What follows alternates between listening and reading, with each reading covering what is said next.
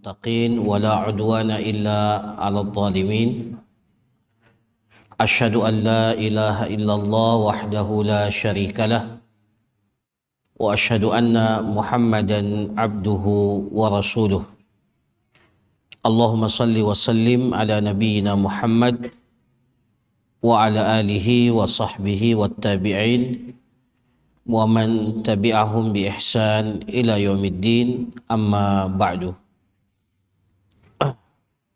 Hadirin jamaah salat maghrib yang dirahmati oleh Allah Subhanahu wa taala. Alhamdulillah, kita bersyukur dan memuji kepada Allah Subhanahu wa taala yang masih berkenan memberikan kepada kita kesempatan, memberikan kepada kita kesehatan, sehingga kita dapat bersama-sama hadir di masjid ini melaksanakan ibadah salat maghrib berjamaah.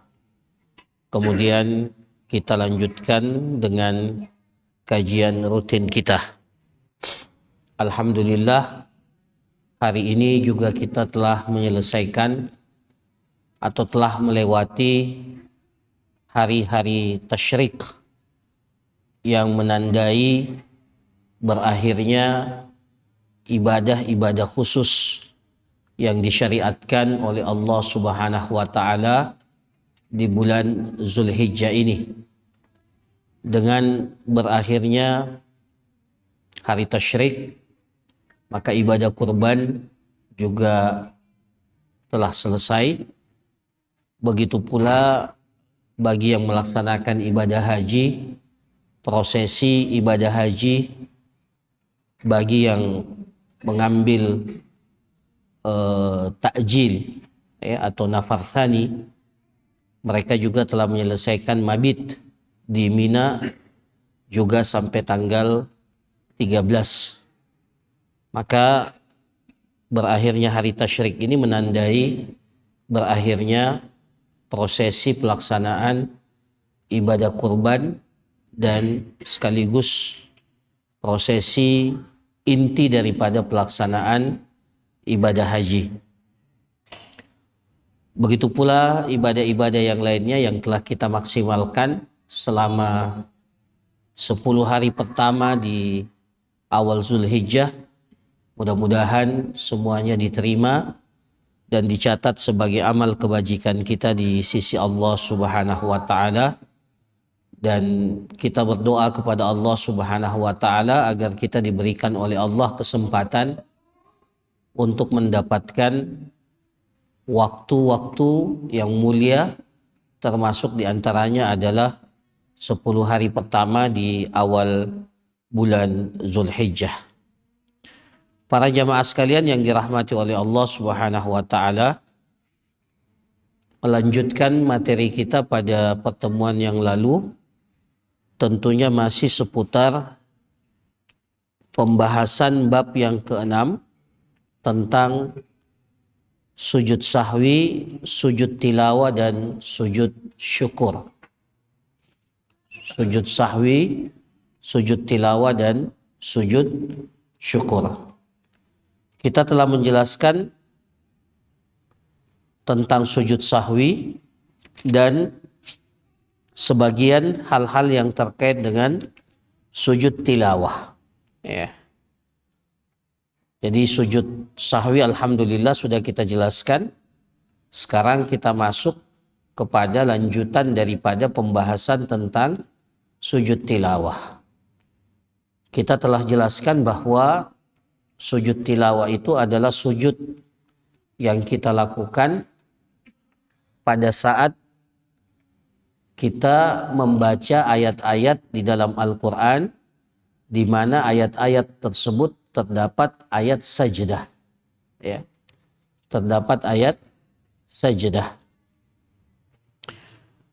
Maka disunnahkan bagi yang membaca ayat itu, baik di dalam sholat ataupun di luar sholat, untuk melakukan sujud. Nah, sujudnya itu disebut dengan sujud tilawah.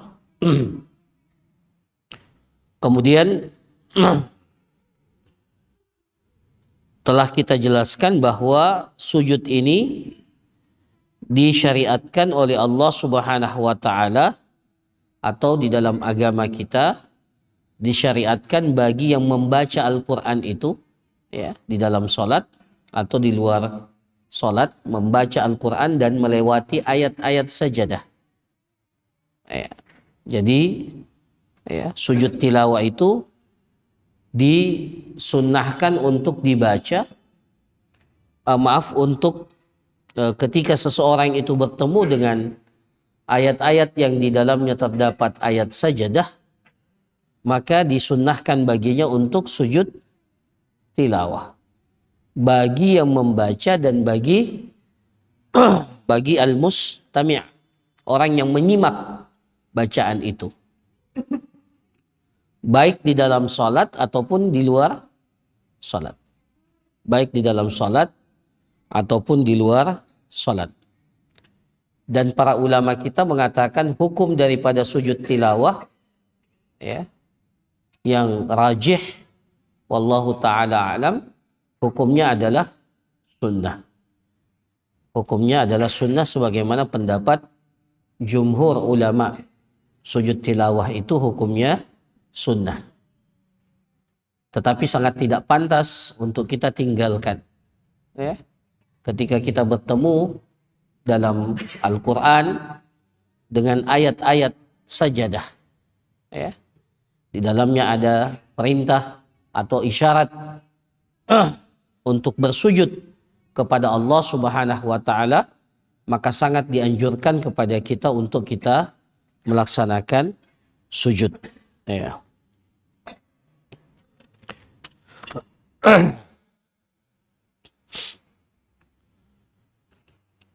Kemudian juga telah kita jelaskan bahwa bagi yang mustami', ya, bagi yang mustami' menyimak bacaan dari orang yang membaca Al-Quran itu, disunnahkan untuk ikut apabila yang membaca ayat sajadah itu sujud.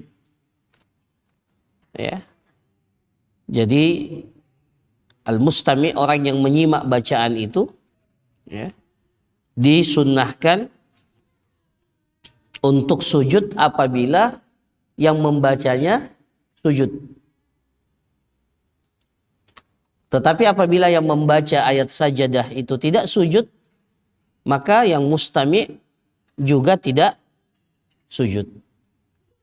Ya, baik di dalam salat ataupun di luar salat. Berdasarkan hadis Zaid bin Thabit yang telah kita jelaskan bahwa Nabi Shallallahu Alaihi Wasallam itu, ya, pernah mendengarkan bacaan Zaid bin Thabit.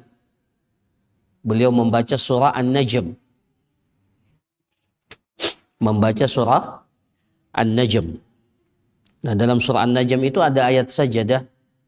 Kemudian Zaid bin Thabit tidak sujud. Zaid bin Thabit tidak sujud. Maka ya, Nabi Shallallahu Alaihi Wasallam juga tidak sujud. Ya, maka orang yang menyimak itu mengikut kepada orang yang membacanya. Kalau yang membacanya sujud, maka dia sujud. Kalau yang membacanya tidak sujud, maka dia juga tidak sujud.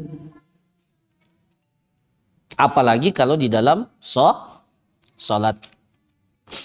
Ya, ini di luar salat. Apalagi kalau di dalam salat, makmum itu harus mengikuti imam.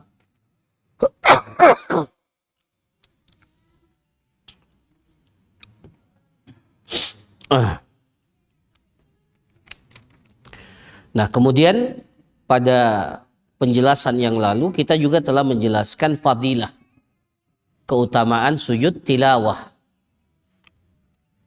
Dari Abi Hurairah radhiyallahu an, anin Nabi sallallahu alaihi wasallam qala, beliau bersabda, idza qara'a ibnu Adam as-sajadah fasajad.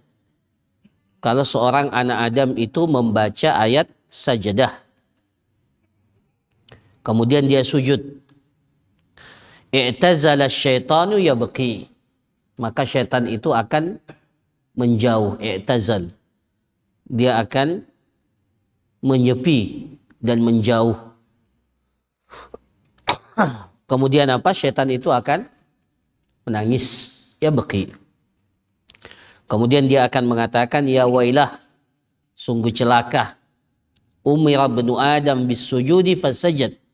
Anak Adam diperintahkan sujud, maka dia melaksanakan sujud. Falahul jannah, maka dia akan mendapatkan surga. Ya. Dan perlu kita ketahui bahwa posisi seorang hamba yang sangat dekat dengan Allah Subhanahu wa Ta'ala adalah ketika dia sujud. Nah, ya. Bahkan kita diperintahkan untuk memperbanyak sujud, ya, dalam sholat kita. Kemudian syaitan akan mengatakan dalam hadis ini, wa umirtu bis sujudi fa abaitu, tetapi aku diperintahkan oleh Allah untuk sujud tapi aku membangkang, tidak mau sujud. Faliyan nar, maka bagianku adalah neraka. Maka ini keutamaan orang yang melaksanakan sujud tilawah. Kemudian bagaimana tata cara sujud tilawah ini? Bagaimana tata cara sujud tilawah?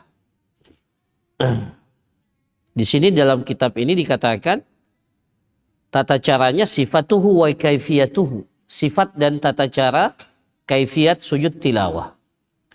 Yasjudu sajdatan wahidah, dia sujud satu kali sujud. Berbeda dengan sujud sahwi. Sujud sahwi itu 2 kali sujud. Kalau sujud tilawah cuma 1 kali. Yasjudu sajdatan wahidah. Yukabbiru idza sajada. Pada saat dia mau sujud, dia bertakbir. Allahu Akbar. Ya. Dia bertakbir. Baik, ya kalau dalam salat jelas ya. Karena Nabi sallallahu alaihi wasallam yukabbiru fi kulli khafdin wa raf'in. Nabi sallallahu alaihi wasallam dalam salat itu setiap mengangkat dan setiap nunduk, fi kulli khafdin wa raf'in. Setiap kali Nabi sallallahu alaihi wasallam membungkukkan atau merendahkan tubuh beliau, wa raf'in, begitu pula mengangkat tubuh beliau, itu senantiasa Rasulullah bertakbir. Allahu Akbar. Takbir di sini maksudnya ucapan takbir. Allahu Akbar. Nah, itu kalau dalam sholat tidak ada masalah. Ya, kita bertakbir ketika kita sujud tilawah. Ya. Wa yaqulu fi sujudihi, dan dia membaca dalam sujudnya, subhana rabbiyal a'la. Subhana rabbiyal a'la. Ya. Maha suci Allah yang maha tinggi. Ya. Sebagaimana bacaan kita di dalam salat, ya, kama yaqulu fi sujudis shalah.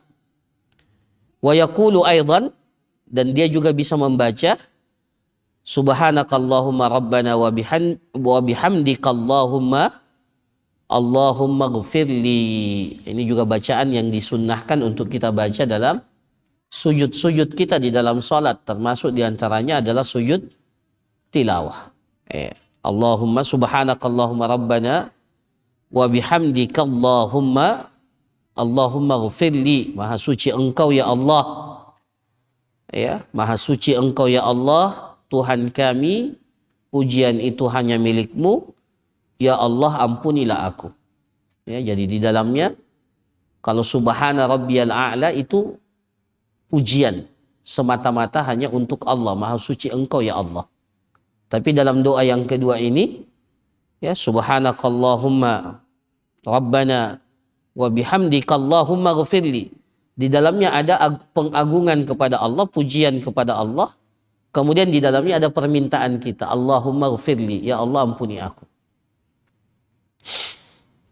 Nah, maka doa ini disunnahkan untuk kita baca dalam sujud-sujud kita, termasuk diantaranya adalah sujud tilawah.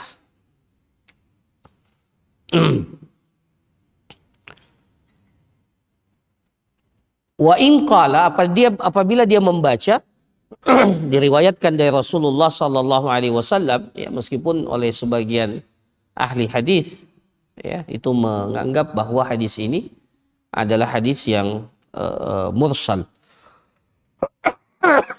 ya, tapi sebagian juga mensahihkan hadis ini. Sajada wajhiya lilladzi khalaqahu wa syaqqa sam'ahu wa basarahu bihaulihi wa quwwatihi. Ya. Nah, ini juga bisa kita baca. Ya, diriwayatkan dari Nabi sallallahu alaihi wasallam. Sajada wajhiya lilladzi khalaqahu. Telah sujud wajah ini. Ya. Wajah ini telah sujud. Ya, kepada siapa? Lilladzi khalaqahu, kepada yang menciptakannya. Menciptakan wajah ini, dan wajah kita ini adalah bagian tubuh yang paling terhormat dalam tubuh kita. Wajah ini, ya, adalah bagian yang paling terhormat dalam tubuh seorang manusia. Ya. Karena kinilah wajah yang kita pakai untuk sujud kepada Allah Subhanahu wa ta'ala. Ya. Sajada wajhihi lilladzi khalaqahu wa syaqqa sam'ahu wa basarahu, dan dialah Allah yang membelah, ya, syaqqa itu membelah pendengarannya, telinganya, wa basarahu, dan membelah penglihatannya. Maksudnya ada belahan, ya, seandainya telinga kita ini tidak ada belahannya, maka kita tidak mendengar. Mata juga ini, wa syaqqa basarahu wa syaqqa sam'ahu wa basarahu, dan Allah yang telah membelah penglihatan kita. Kalau ini tidak ada kelopak mata, tertutup, bagaimana kita mau melihat? Jadi Allah sengaja membelah sehingga kita bisa melihat. Ya. Nah, kita puji Allah, kita agungkan Allah pada saat kita membaca sujud tilawah. Bihaulihi wa quwwatihi, dengan, ya, kekuatan dan kekuasaan Allah Subhanahu wa ta'ala. Nah, ini dalam salat. Jadi ketika kita sujud tilawah, kita bertakbir Allahu Akbar. Ketika kita mengangkat badan kita dari sujud, kita bertakbir juga Allahu Akbar untuk bangkit. Ya. Tapi kalau kita di luar salat, maka kata para ulama kita, hanya disunnahkan untuk bertakbir pada saat sujudnya. Bahkan sebagian mengatakan tidak bertakbir pun tidak ada masalah. Nah, tapi sebagian ulama mengatakan, ya, dikiaskan dengan sujud salat, maka, ya, kita bertakbir pada saat kita sujud. Itu kalau kita di luar salat. Adapun ketika kita mengangkat dari sujud, selesai dari sujud, maka tidak perlu lagi bertakbir. Jadi tidak perlu Allahu Akbar setelahnya. Cukup mengangkat badan kita dari posisi sujud, dan tidak perlu kita berdiri terlebih dahulu. Ya, meskipun dalam sebagian arahan para ulama itu disunnahkan untuk apa? Untuk takbiratul ihram. Kemudian baru setelah itu sujud. Tapi yang sahih, yang kuat, bahwa tidak perlu berdiri. Tidak perlu takbiratul ihram. Kita langsung saja sujud. Iya. Nah, ini para jamaah sekalian yang dirahmati oleh Allah. Apakah perlu kita memiliki wudhu kalau mau sujud tilawah? Kalau dalam sholat jelas, ya. Kalau dalam sholat, ya, kita sujud tilawah itu jelas. Karena di dalam sholat, maka semua persyaratan-persyaratan sholat itu harus terpenuhi. Tapi kalau di luar sholat, apakah sujud tilawah mempersyaratkan wudhu? Apakah sujud tilawah mempersyaratkan kita menghadap ke kiblat? Apakah sujud tilawah mempersyaratkan kita menutup aurat? Jadi kalau ada seorang wanita umpamanya, seorang wanita baca Quran, kemudian dia tidak memakai hijab, tidak memakai jilbab, boleh tidak dia baca Quran tanpa memakai jilbab? Boleh. Ya, bukan persyaratan dia itu harus pakai jilbab. Nah, ketika dia baca atau dia memurajaah hafalannya, bertemu dengan ayat sajadah, dia sujud dalam keadaan tidak memakai jilbab. Boleh tidak? Nah, para ulama kita berbeda pendapat. Sebagian mengatakan apa yang dipersyaratkan di dalam sholat, sujud tilawah dalam sholat dan di luar sholat, itu hukumnya sama. Tetapi wallahu ta'ala alam, yang kuat, ya, pendapat yang kuat dan dipilih oleh sebagian para ulama, maka dikatakan bahwa sujud tilawah apabila dilakukan di luar sholat, maka semua persyaratan yang mempersyaratkan sahnya sholat kita itu tidak berlaku. Jadi bisa saja kita baca Quran atau murajaah hafalan, ketemu sujud tilawah sementara kita ini dalam keadaan belum berwudu, ada hadas. Boleh tidak sujud tilawah? Pendapat yang kuat mengatakan boleh sujud tilawah. Kalau kita bingung mana arah kiblat, boleh tidak sujud tilawah ke selain kiblat? Pendapat yang kuat mengatakan boleh. Boleh tidak seseorang tidak menutup aurat? Pendapat yang kuat mengatakan boleh. Ya, karena semua sujud yang di dalamnya tidak ada ruku, tidak ada takbiratul ihram, maka dia terpisah dengan tidak mengikuti persyaratan-persyaratan yang diwajibkan di dalamnya kita untuk berwudu seperti dalam sholat. Ya.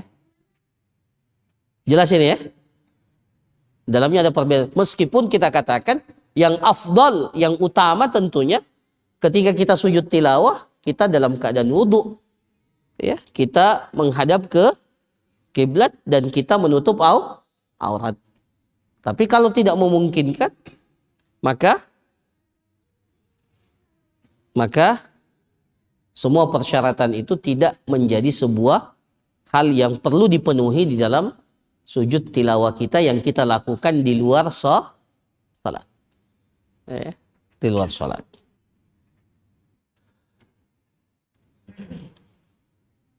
Boleh tidak sujud tilawah sudah lewat kemudian baru sujud? Ya. Boleh tidak? Sudah lewat. Contohnya umpamanya surah Al-Alaq yang terakhir apa? Wasjud waqtarib. Itu kan ada sujud tilawah ya. Setelah itu kita tidak sujud. Nanti setelah itu baru kita sujud. Boleh tidak? Kata para ulama, kalau waktunya masih singkat antara jedanya itu singkat boleh. Tapi kalau sudah lama maka tidak lagi disunnahkan untuk sujud. Ya, karena sujud tilawah itu diperintahkan ketika ada sebabnya. Sebabnya adalah ketika kita bertemu dengan ayat atau membaca ayat saja. Kitab ini dikatakan, tapi sebelum itu, tidak disunnahkan kita ini baca Quran, kemudian cari ayat sajadah, langsung sujud. Jadi sengaja cari ayat sajadah untuk sujud. Ya, jadi tidak ada sunnahnya itu kita cari ayat sajadah dalam Al-Quran, kemudian kita baca ayat itu, kemudian kita orang baca Quran, kemudian ketemu ayat sajadah. Nah, di sini disunnahkan kita untuk sujud tilawah. Berbeda dengan orang yang sengaja buka Al-Quran kemudian cari sajadah. Dia baca itu saja. Boleh tidak itu? Sunnah tidak sujud tilawah? Kata para ulama tidak disunnahkan model seperti itu. Ya, hanya mencari ayat sajadah saja kemudian dia sujud. Ya, jadi yang sunnahnya adalah kita baca Al-Quran ketemu ayat sajadah kemudian sujud. Ya. Sama juga kebiasaan sebagian kaum muslimin. Ya, alhamdulillah sekarang ini sudah jarang. Dahulu sering saya dapati kalau subuh Jumat itu, subuh Jumat yang penting as-sajadah. Jadi pilih surah yang paling pendek. Jadi pilih apa? Surah Iqra. Surah Al-Alaq. Di dalamnya ada ayat sajadah. Padahal sebenarnya yang sunnahnya itu Rasulullah baca surah as-sajadah. Bukan ada sujud tilawah. Karena Rasulullah baca surah as-sajadah, di dalamnya ada sujud, maka beliau sujud as-sajadah. Kemudian di rakaat yang kedua baca apa? Surah apa?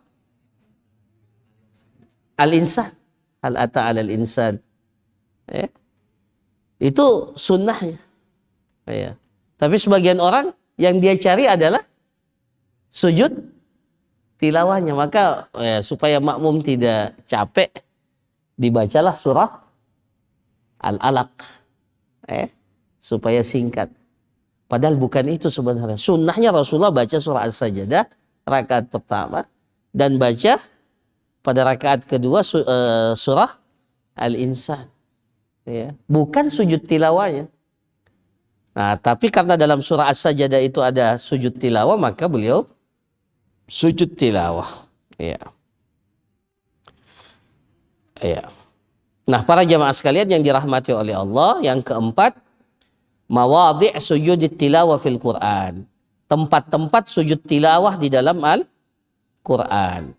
Disepakati oleh para ulama bahwa di dalam Al-Quran ada 15 tempat, ya.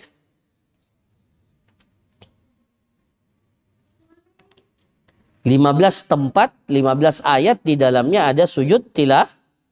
Diperintahkan kita untuk sujud tilawah. Jadi ada 15 ayat atau 15 tempat, ya, tepatnya 15 tempat di dalam Al-Quran di mana kita ini diperintahkan untuk sujud tilawah. Ya. Yang paling pertama apa? Akhir surah Al-A'raf. Ya. Jadi sajadah sujud tilawah yang pertama dalam Al-Quran itu dalam surah Al-A'raf ayat yang terakhir. Ayat 206. Kemudian surah Ar-Ra'd ayat 15. Kemudian surah An-Nahl. Ya, surah An-Nahl ayat 49 sampai 50. Kemudian yang keempat surah Al-Isra. Ya. Surah Al-Isra di akhir-akhir surah Al-Isra ayat 107 sampai 109. Kemudian surah Maryam ayat 58. Surah Al-Hajj, di surah Al-Hajj itu ada 2 tempat. Surah Al-Hajj. Ya, di 2 tempat ayat ke-18 dan ayat ke-77. Kemudian suratul Furqan ayat 73. Suratul Namal ayat 25 sampai 26. Kemudian suratul Sajadah disebut dengan surah As-Sajadah ayat ke-15. Kemudian suratul Fussilat. Ya. Nah, ini suratul Fussilat, kemudian yang setelahnya di surah-surah setelahnya diperselisihkan apakah itu sujud tilawah atau tidak. Tapi yang kuat, yang rajih, dia adalah surah sujud tilawah. Suratul Fussilat ayat 37 sampai 38, kemudian suratul Najm ayat 62, suratul Insyiqaq idzas samaa'un syaqqat. Ya. Itu ayat 20 sampai 21. Kemudian surah Al-Alaq ayat ke-19. Nah, ya. Nah, yang diperselisihkan itu, termasuk diperselisihkan adalah sajdah suratus Sad, yang di dalam surah Sad. Ya.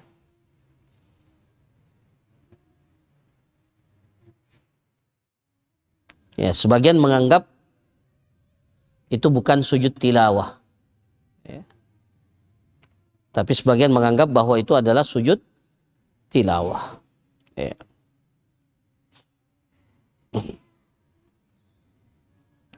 Nah, ini terkait dengan sujud tilawah. Kemudian yang terakhir para jamaah sekalian yang dirahmati oleh Allah, tentang sujud syukur. Sujud syukur. Ini sujud yang terakhir yang disyariatkan kepada kita. Apa itu sujud syukur? Di sini dikatakan, ya, yustahabbu liman waradat alaihi ni'mah. Disunnahkan, dianjurkan bagi seseorang yang mendapatkan nikmat yang baru. Tajaddud an-ni'mah. Para ulama mengatakan inda tajaddudin ni'mah, ketika dia mendapatkan satu nikmat yang baru. Kita ini selalu berada dalam nikmat. Apakah setiap saat kita sujud syukur? Tidak. Tidak disyariatkan untuk sujud syukur setiap saat. Disunnahkan sujud syukur itu ketika ada nikmat yang tajaddud. Nikmat itu baru kita rasakan. Ya. Sesuatu yang menggembirakan yang baru kita dapatkan. Ya. Yustahabbu liman waradat alaihi ni'mah au dufi'at anhu naqamah, atau satu mudarat dia terhindar dari mudarat itu. Ya. Jadi sujud syukur itu karena dua, mendapatkan nikmat yang baru atau terhindar dari sebuah musibah di satu tempat. Alhamdulillah rumahnya tidak terkena api. Boleh enggak kita sujud syukur? Sujud syukur karena apa? Bukan karena tetangga yang kena api itu kita, ya. Tapi sujud syukur karena alhamdulillah rumah kita selamatkan, ya, terhindar dari api, ya. Au dufi'at anhu naqmah au busyira bima yasurruhu, atau diberitahukan kepadanya berita yang menggembirakan. Rasulullah Sallallahu Alaihi Wasallam ketika diberitakan bahwa Khalid bin Walid masuk Islam, Rasulullah sujud syukur. Ya, Khalid bin Walid. Ya. Ya. Itu Rasulullah ketika mendengarkan berita itu beliau sujud syukur. Ka'ab bin Malik pada perang Tabuk, ketika beliau radhiyallahu an itu padahal sudah siap untuk ikut perang, tapi karena ya menuruti hawa nafsu akhirnya tidak ikut berperang, perang Tabuk. Ya, bahkan kisahnya itu diabadikan oleh Allah dalam Al-Quran. Nah, setelah pulang dari perang Tabuk, Rasulullah itu memboikot. Tahu memboikot? Jadi siapa? Ka'ab bin Malik dan 3 orang yang ikut bersama, yang tidak ikut perang Tabuk dari para sahabat, itu diboikot oleh Rasulullah, tidak diajak bicara. Ya, para sahabat juga, bahkan untuk sementara waktu istrinya itu, ya, tidak boleh dekat-dekat dengan Ka'ab bin Malik. Ya, ya, diboikot oleh Rasulullah. Ya. Nah, ketika berita pembebasan, ya, atau berita gembira yang menjelaskan bahwa boikot itu sudah selesai, maka Ka'ab bin Malik itu dalam hadis dikatakan beliau sujud syukur. Bahkan beliau mengatakan tidak ada kegembiraan yang saya rasakan, ya, yang melebihi kegembiraan saya setelah saya masuk Islam adalah kegembiraan mendapatkan pembebasan dari pemboikotan ini dalam perang Tabuk. Jadi kalau kita mendapatkan sesuatu berita yang menggembirakan, maka disunnahkan untuk sujud syukur. Ya.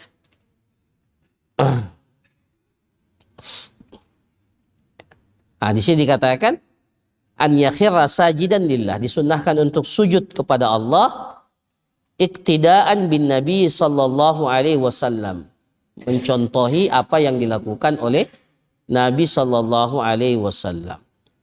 Wala yushtaratu fiha istiqbalul qiblah, dan tidak dipersyaratkan untuk sujud syukur itu menghadap ke kiblat. Jadi tidak perlu sujud, ya. Jadi tidak perlu kita tanya ini kiblatnya kemana. Ya, kalau tahu ya kita sujud ke arah itu. Tapi kalau tidak tahu, sujud syukur. Ya, sujud dan meskipun tidak menghadap ke kiblat. Walakin istaqbalaha fa huwa afdal. Tapi kalau dia menghadap ke kiblat, maka itu yang lebih utama. Begitu pula tidak dipersyaratkan untuk sujud syukur dalam keadaan suci. Boleh saja orang sujud syukur tiba-tiba dapat berita gembira, kemudian dia tidak berada dalam keadaan suci. Ya, masih dalam keadaan hadas. Boleh tidak sujud syukur? Boleh. Sujud syukur itu kita lakukan pada saat kita mendapatkan berita itu. Baik berita gembira atau terhindarkan dari musibah. Ya.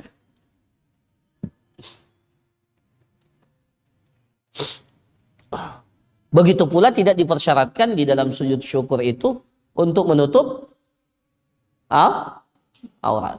Ya. Ya, biasa kita lihat ada cuplikan video ya. Ada pemain bola habis cetak gol, sujud syukur. Padahal tidak menutup aurat. Auratnya tersingkap pakai celana pendek kan. Olahragawan kan biasanya begitu ya. Habis menang langsung sujud syukur. Sah nggak sujud syukurnya itu? Ya sah, karena tidak dipersyaratkan baginya untuk apa? Menutup aurat. Meskipun ya kalau dia tahu bahwa itu auratnya tersingkap, maka dia tentunya berdosa dengan tersingkapnya aurat itu. Tapi sujud syukurnya kita anggap sujud syukurnya itu sah, karena tidak dipersyaratkan dalam sujud syukur itu ya menutup aurat. Nah, apakah Rasulullah pernah melaksanakan sujud syukur? Jawabannya iya. Waqad kana Rasulullah sallallahu alaihi wasallam yaf'alu. Nabi sallallahu alaihi wasallam melakukan sujud syukur ini. Fa'an Abi Bakrah, dari sahabat Abi Bakrah, anna Nabiyya sallallahu alaihi wasallam kana idza atahu amrun yasurruhu au yusarru bihi. Apabila Rasulullah sallallahu alaihi wasallam mendapatkan berita yang menggembirakan beliau, ya, atahu amrun yasurruhu, telah datang kepada beliau perkara atau hal-hal yang menggembirakan beliau, au yusarru bihi kharra sajida, maka langsung kharra sajida, langsung Rasulullah sujud, tidak ditunda-tunda, ya. Jadi sunnahnya itu sujud syukurnya itu pada saat kita pas setelah mendapatkan berita gembira itu. Kharra sajida syukran lillahi tabaraka wa ta'ala. Maka dikatakan syukur. Syukran sebagai bentuk ungkapan syukur. Ya, terima kasih kita kepada Allah subhanahu wa ta'ala. Dan begitu pula wa kadza fa'alahu sahabat ridwanullahi alaihim. Begitu pula para sahabat melakukan sujud syukur ini.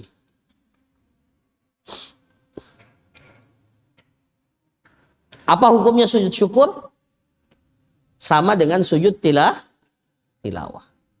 Tata caranya bagaimana? Sama dengan sujud tilawah. Cuma yang membedakan antara sujud syukur dan sujud tilawah, sujud syukur itu tidak ada sujud syukur dalam salat. Jadi umpamanya gini ya, kita lagi sholat. Tiba-tiba apa? Diberitahukan apa ya? Lagi sholat, tapi kita lagi sholat. Lagi sholat, ya, sholat sunnah atau sholat wajib. Diberitahukan kepada kita apa? Berita gembira. Lagi sholat umpamanya. Anakmu telah lahir. Sudah lahir anaknya.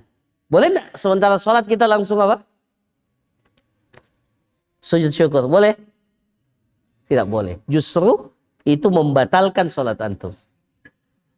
Iya. Ya. Jadi tidak disunnahkan sujud syukur itu dalam sholat. Sujud syukur itu beda dengan sujud tilawah. Kalau sujud tilawah itu karena bisa dilakukan di dalam sholat.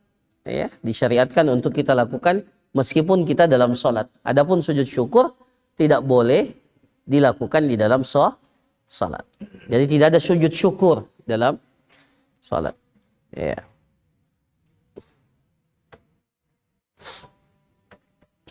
Ya. Nah ini para jamaah sekalian. Jadi secara hukum sujud syukur ini dikatakan wa hukmu hadzal sujud hukmu sujudit tilawah. Sujud ini hukumnya sama dengan sujud tilawah, sunnah, ya dianjurkan. Wa kadza sifatuhu wa kaifiyatuhu, sifat dan kaifiatnya pun sama. Ya, kaifiatnya sama, tapi yang membedakan seperti yang telah kita jelaskan tadi. Nah, alhamdulillah dengan ini kita sudah menyelesaikan pembahasan tentang sujud sahwi, sujud tilawah dan sujud syukur. Insya Allah pada bab yang selanjutnya pembahasan kita ini agak panjang ya, lumayan panjang juga. Nanti kita akan jelaskan tentang sholat al-jamaah, sholat berjamaah. Ya, insya Allah penjelasannya akan kita jelaskan pada pertemuan-pertemuan kita setelah ini. Barakallahu fikum, jazakumullah khairan. Kalau ada pertanyaan saya persilahkan. Sebelum kita ya masuk ya mendengarkan azan isya. Tafadhol, silakan. Ya, silakan.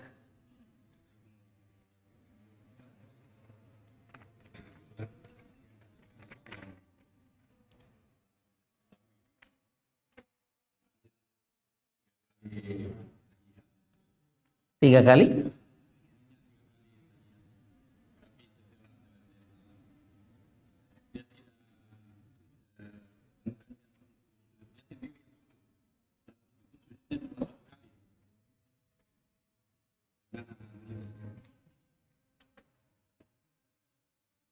Sujudnya cuma satu kali.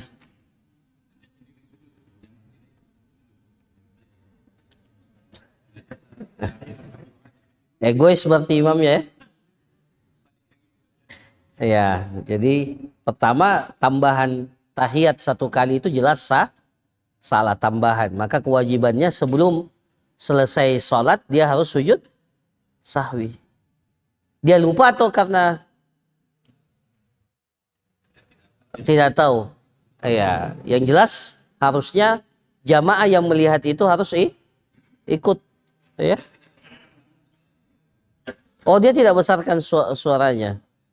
Ya, ini. Nah, ini termasuk di antara hal-hal yang perlu diketahui di antara fikih. Nanti ini di sini ya, setelah pembahasan sholat jamaah, ini langsung akan dijelaskan tentang masalah imam dalam sholat, dalam sholat jamaah itu. Jadi imam dalam sholat itu tidak boleh sembarangan. Ya, tidak boleh sembarangan. Minimal dia harus tahu tentang hukum-hukum yang terkait dengan sholat jamaah. Termasuk diantaranya tentang sujud sahwi. Banyak imam itu tidak ngerti tentang sujud sahwi. Ya, dia salah. Ya, dia salah, dia tidak tahu bahwa mewajibkan salahnya itu harus sujud sahwi. Dia salah, oh Allah Maha Pengampun. Ya sudahlah, Allah pasti Maha Pengampun. Allah Maha tahu, Allah Maha, kita tidak sengaja. Iya, tidak sengaja, tapi harusnya sujud sahwi. Ya. Jadi ini kesalahan. Tapi kalau makmumnya karena tidak tahu ya maka insya Allah sholatnya tetap sah. Tidak perlu makmumnya setelah itu kalau sudah lama waktunya tidak perlu ikut sujud sahwi dan ya insya Allah sholatnya sudah sah. Tapi imamnya ini salah. Ya imamnya ini salah. Saya teringat yang lalu ada pertanyaan. Apa pertanyaannya?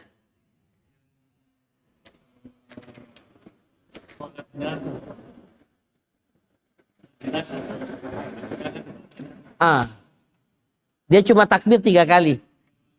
Iya. Iya. Yang pertama imamnya takbir 3 kali.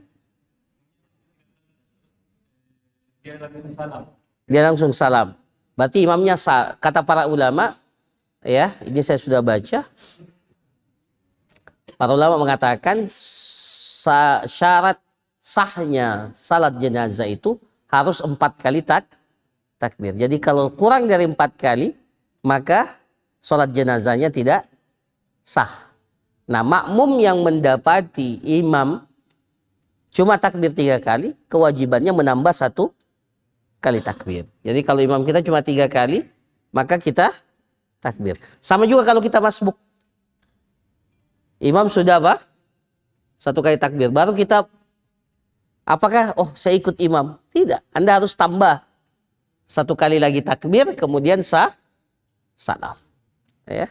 Jadi tidak sah hukumnya orang yang, ya, apa imamnya sujud sahwi? Tidak. Kata para ulama, sujud sahwi itu, ya, tidak dilakukan untuk sholat jenazah. Tidak ada rukuk dan tidak ada sujudnya sholat jenazah itu. Harusnya dia tambah kalau dia tahu. Kalau diingatkan oleh makmum, harusnya dia tambah. Jadi makmum itu fungsinya ingatkan, subhanallah. Salah ya?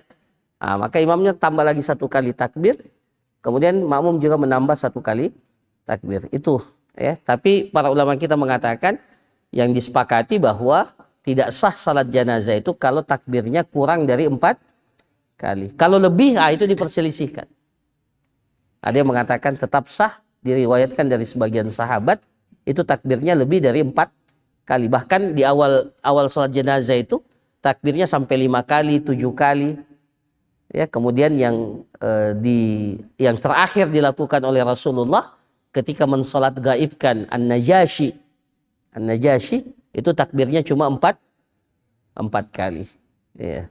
Insya Allah pembahasan tentang sholat jenazah akan kita jelaskan pada tempatnya. Wallahu ta'ala a'lam. Ya, silakan. Mana duluan?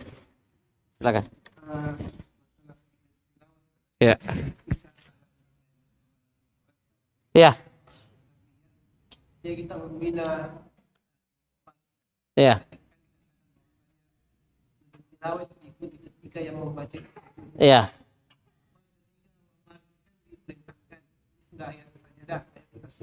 Iya. Apakah seorang murabi melihat yang membaca dulu sujud atau murabi sujud baru yang membaca? Murabinya tidak sujud. Yang sujud itu harus yang membaca. Ya. Rasulullah sama Zaid bin Sabit. Zaid bin Sabit tidak sujud. Rasulullah tidak sujud. Dalam hadis yang tadi yang kita bacakan. Jadi apalagi murabbi ya.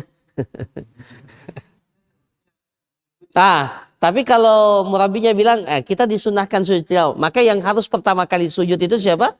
Yang baca Quran. Yang baca Qurannya itu yang sujud. Tidak, karena dia bukan yang membaca, dia cuma mengarahkan. Jadi yang baca itulah yang sujud. Kemudian yang lain ikut sujud, ya. Nah, ya, silakan. Bagaimana dengan penambahan fatabarakallahu ahsanul khaliqin?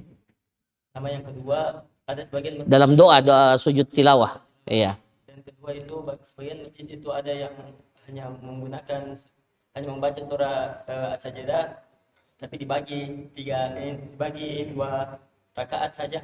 Artinya tidak baca Al-Insan sama sekali. Ya. Bagaimana itu? Iya, fatabarakallahu ahsanul khaliqin tambahan. Tidak ada masalah kalau dari sisi ini, tidak ada masalah dibaca itu, ya. Artinya dari sisi bacaan zikir tidak ada masalah. Tapi wallahu alam apakah sabit dalam as-sunnah atau tidak, ini perlu dilihat. Ya, tambahan fatabarakallahu wa syaqqa sam'ahu wa basarahu fatabarakallahu ahsanul khaliqin. Ya. Nah, perlu dicek ya apakah sabit dalam sunnah atau tidak. Meskipun hadis itu sebagian ulama katakan mursal. Hadis tentang bacaan khusus sujud tilawah. Maka sebagian berpendapat sunnahnya sujud tilawah itu bacaannya sama dengan sujud dalam salat. Ya. Kemudian yang kedua, sunnahnya itu dalam subuh Jumat baca rakaat pertama surah Sajadah. Rasulullah baca itu. Rakaat yang kedua baca surah Al-Insan. Jadi kalau cuma baca surah As-Sajadah saja dapat setengah sunnah berarti. Tidak sunnah jadinya. Sunnahnya itu adalah baca surah As-Sajadah full rakaat pertama. Lengkap. Jangan dibagi-bagi. Ya. Begitu pula pada rakaat kedua baca surah Al-Insan. Itu sunnahnya. Tapi apakah setiap sholat Jumat, subuh Jumat kita baca itu? Juga tidak diriwayatkan dari Nabi. Beliau melazimi dan merutinkan membaca dua surah itu pada setiap ada di sebagian masjid. Ya, kita dapati setiap subuh Jumat. Mudah-mudahan dia menganggapnya apa? Bagian daripada sunnah. Tidak menganggap itu sebuah kelaziman. Karena juga tidak diriwayatkan dari Rasulullah SAW. Beliau merutinkan. Karena kapan dirutinkan, maka akan diriwayatkan kepada kita, disampaikan. Ini loh yang dibaca setiap kali Rasulullah sholat subuh pada hari Jumat. Tapi tidak disebutkan seperti itu. Maka merutinkannya pun itu sebenarnya ya juga tidak sunnah. Ya. Sekali-sekali ditinggalkan. Ya. Jadi tidak setiap sholat Jumat pada sholat subuh pada hari Jumat kita baca surah As-Sajadah dan baca surah Al-Insan. Wallahu a'lam. Ya. Masih ada? Masya Allah, silakan.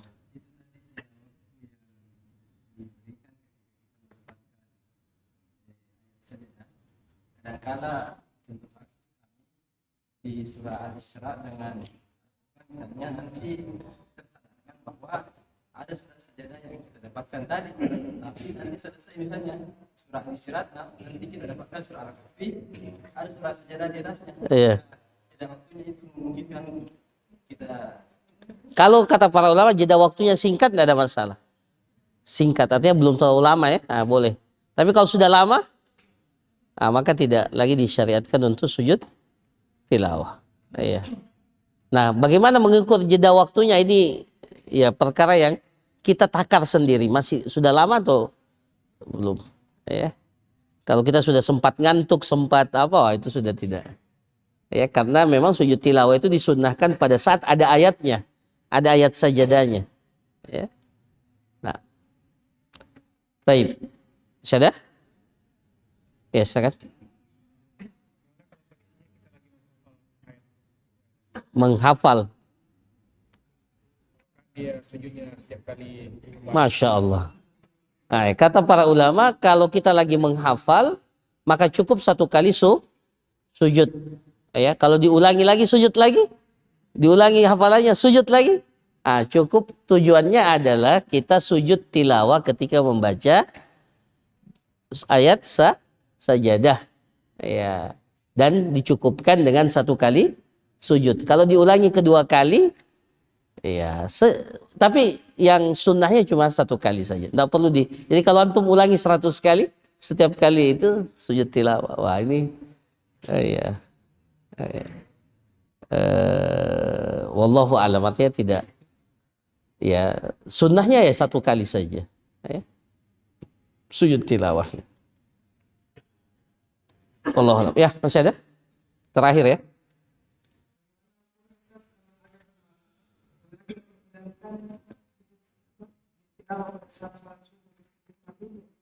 Dia masuk ke masjid pada saat selesai belajar.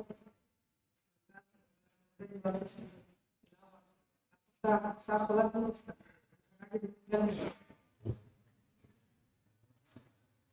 Maksudnya dia sengaja masbuk.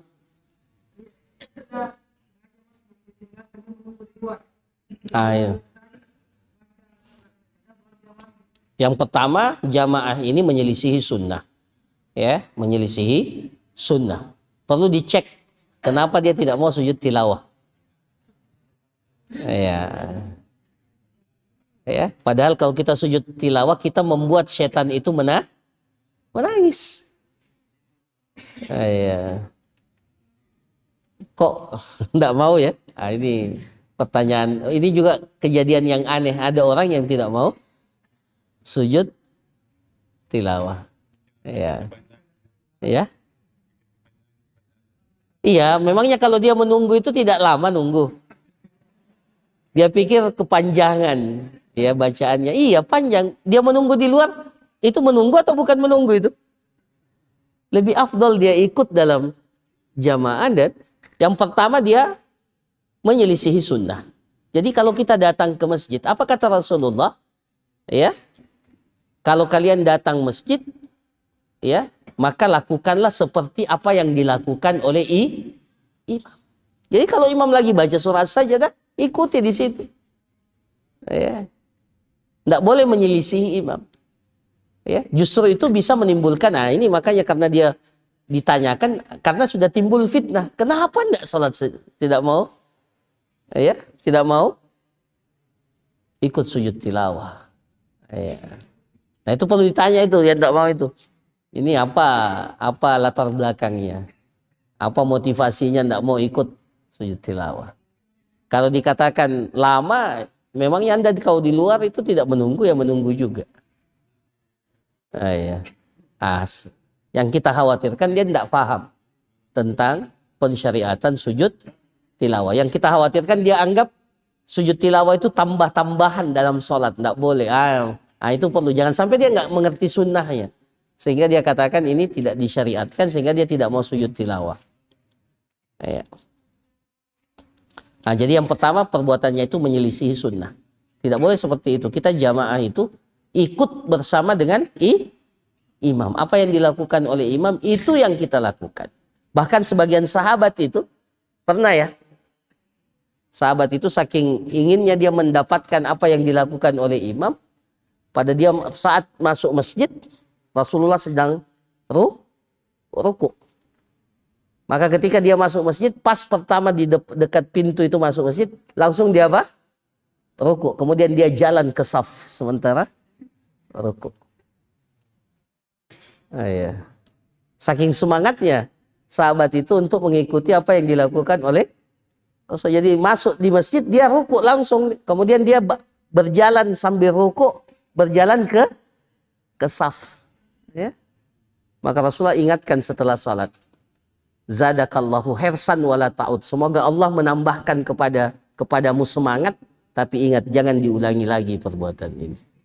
Semangatnya dihargai. Tapi ini bukan semangat ini.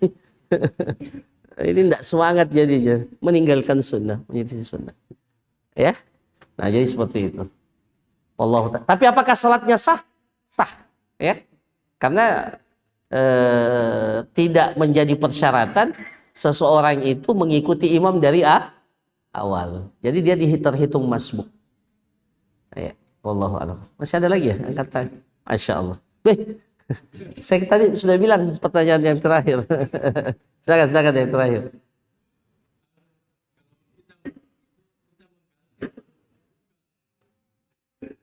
Masbuk.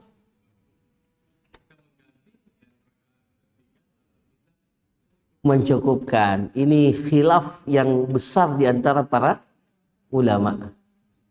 Ya. Jadi dalam hadisnya sama. Fama fatakum, dan apa yang kalian tidak dapati fa'atimmu, maka cukupkanlah, sempurnakanlah. Dalam riwayat yang sahih yang lainnya, fama fatakum faqdu, apa yang kalian tidak dapati maka qada'lah, gantilah. Dua-dua riwayatnya kuat. Mana yang kuat, mana yang kita pilih? Nah, ini nanti kita jelaskan pada penjelasan tentang sholat jamaah. Jadi dua-duanya riwayatnya kuat.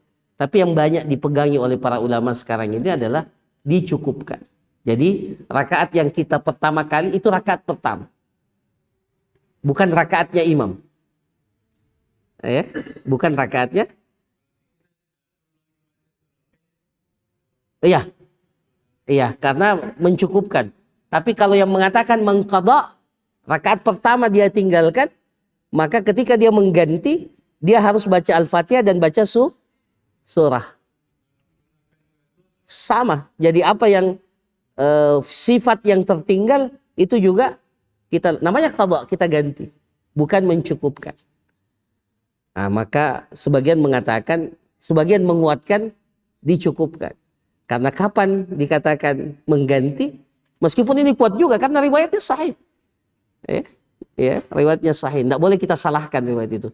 Tapi apa efeknya? Kalau 100 yang terlambat, wah rame masjid itu. Nah, seperti itu. Tapi pendapat itu juga cukup mu'tabar, kuat. Ya, karena